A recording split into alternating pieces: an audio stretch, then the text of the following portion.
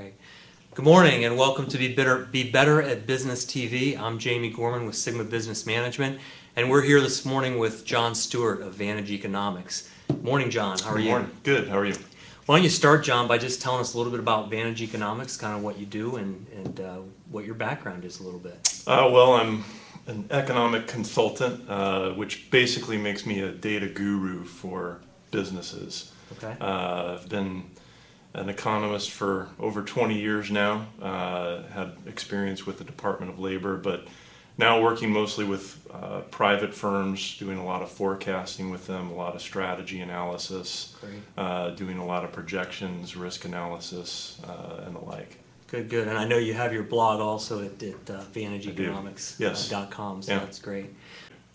All right, so we've talked a little about what's going on and you know what to look at, but what do you see in the future? I know you do some things with some leading economic indicators and kind of, I won't call it forecasting or whatever you do there, but really try to give businesses a picture of what they can expect, and especially in the next 6 to 9 months. Mm-hmm.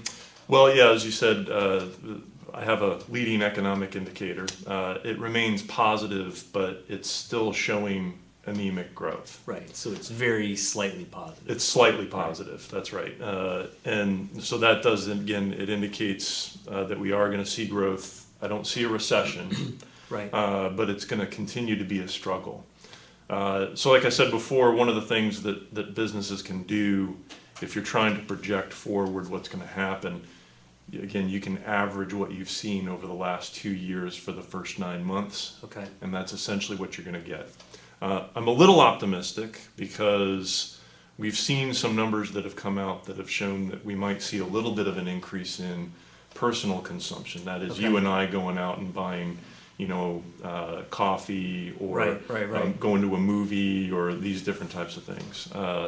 So if we start to see a little bit of a nudge there, and of course that's 70% of our economy, then I would hope to see a little bit more of a trickling throughout the other industries. Oh, that'd be good. To see a little bit of a growth.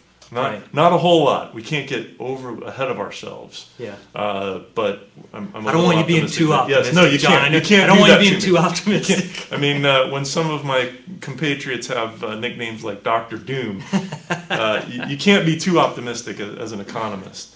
But there are reasons to think that again, we see the QE3 program from the Fed.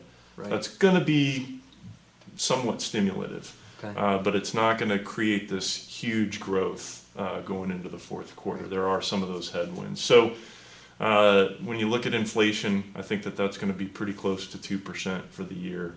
Where's that on a level of good, bad? That's about where you want it. Okay. I'm actually a little on the high side. All right. So inflation is an important number for businesses to understand because that erodes wages if it's too high, right? So like over the last 2 summers, gas prices, right? Absolutely. Everyone's been concerned about gas prices. Why? Because people are spending less on other things. Now what is it that every time I get gas goes down 10 cents after I get it, and then the day I go to get it, it goes back up to... Is really? That just that's my experience as well. Maybe if we get off my experience. Cycle, yeah, maybe we could counter each other if we map that out. Maybe we can kind of... Well, that's good. And so I know that every month you come out with your Vantage Economic Indicator. Yes. Right, and people can get that, I'm assuming, at your website. Yep. And kind of keep track of that. Absolutely. And I also know, you and I have been talking about consumption, and especially personal consumption. I know that has a lot to do with, one, money in your pocket, but also a confidence, right? Yes. If you're confident you're not going to lose your job, if you're confident in the future, your home price is going to stabilize, then you're a little bit more ready to go out and spend and do some personal consumption. Yeah, that's right. And that's why we look at some specific industries as leading the economy out of a recession, or in this case, anemic growth. Great. So some of those things are, for example, what they call durable goods, like your automobiles. Automobiles, we've never had a strong recovery in the United States without first seeing spending in large quantities on cars. Right. And again, that goes back to what you were saying. Most people finance the purchase of an automobile. Right. And you're not going to do that unless you're confident about your job and you're confident about your income. Yeah. It's just not going to happen. So that's why that's a good indicator as to what the future growth might be, and if we're really going to start seeing significant growth going forward. So it's not all black magic. There is some science. There is some science. And There is some. Believe it or not, it is grounded in that science. But of course, I think that decisions are really made somewhere between what you see in the data and what your gut tells you. Great, great. Liz, any questions for us? What segments of the economy do you see growing in the near term? Well, that's a good one. Okay, so where do you see the growth? I would think that probably healthcare will continue to grow. Probably all the accountants associated with healthcare, that's good. Look, I'll let you answer and add some expertise to it. Yeah, I think that healthcare is certainly going back to what businesses should be looking for short-term and long-term. You know, healthcare is a growing sector, and it's going to probably continue to grow for the foreseeable future. They'll too have some contractions because they could be overbuilt. They could have a bubble as well, you know, somewhere down the road. But that's an important consideration, is how might I be able to, with my business, start selling to that industry? How do I make a need, create a need within that industry for my product or service? Yeah. One of the things that we're seeing contracting is the finance industry still.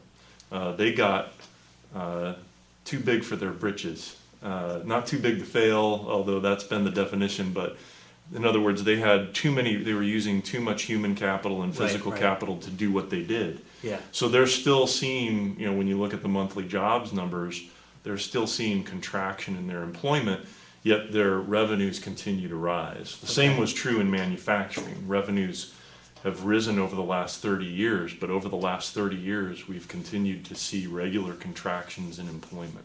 That's made as automation, I'm assuming. Automation. Absolutely. So these are important considerations when you're looking at your sales and marketing strategy. Right. You need to be thinking about what's growing, what's not, and why. Right. Because you don't want those efforts to fail. So when you're looking to diversify, and again, the geographic regions, where are these places located in the United States or even globally? Right.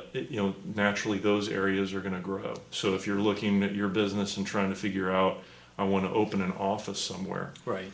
That's an important consideration. What's that local economy look like? Am I going to be able to sustain growth there? All those considerations have to be looked at. And I know we're actually located in Northern Virginia in the Washington, D.C. area. And what's the outlook on government contracting? Can you say sequestration? Barely. It's this push and pull, and it relates to the election of what do we do over the short term, because there's got to be some sort of fiscal stimulus. Okay. They're not going to just let the bottom out. Right. Over the next 2 or 3. Exactly. Longer term, though, there are going to be significant cuts, even in defense. So when you look at the Northern Virginia, Maryland, D.C. economy, right. I mean, that is a huge issue.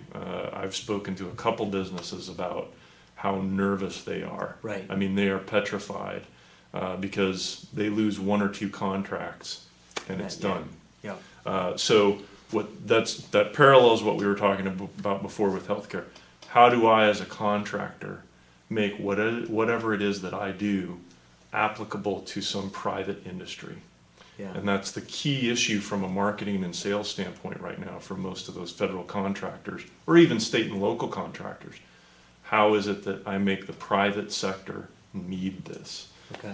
And that's the transition that you've got to take that into consideration, or you're going to find yourself in a lot of trouble in the next 5 years. Okay. All right, great. Well, hey, I really appreciate you coming out. We're just about out of time. Yeah. And I want to make sure everybody knows how they can kind of get in touch with you. So why don't you let them know website, phone number, whatever you need to tell them. Yeah, again, it's Vantage Economics, so you can see us online at vantageeconomics.com.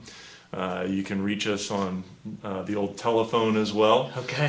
That's available on the website. As I mentioned before, there's a blog that's connected to the website that you can click on from the menu items up top. It gets some forecasting, prognostication, but an overall assessment of what are these changes about? What do they mean to medium and mid-sized businesses and small size as well? And how do you move forward through all these things? Good.